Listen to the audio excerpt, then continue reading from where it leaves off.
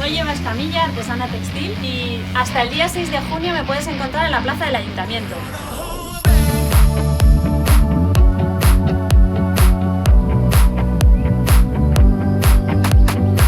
Desde hace más de un año no tengo tienda, pero por fin ahora estamos aquí abiertos al público con mucha ilusión. Puedes ver todas las novedades que he estado preparando durante este año de confinamiento. Tengo un montón de modelos de pañuelos nuevos con unos colores preciosos, como puedes ver aquí. Hemos preparado unos conjuntos de pañuelos a juego con collares, con estos bolsitos tan bonitos pintados a mano también, que son ideales para llevar el teléfono móvil. También tenemos unos turbantes, que además tienen este detalle de los botones para que no te duelan las mascarillas cuando te las pones. Por supuesto, los pendientes a juego, tenemos pulseras, gomas para el pelo. Luego por aquí esta colección que tiene tanto éxito, que combina seda pintada a mano y cerámica.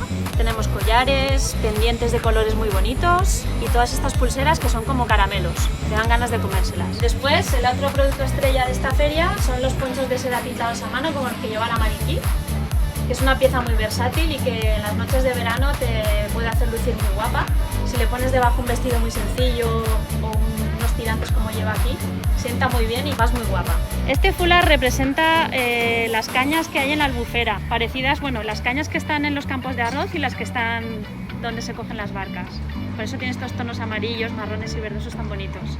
Todo mi trabajo está basado en el mar, en las naranjas, todo tiene mucho que ver con los motivos de Valencia.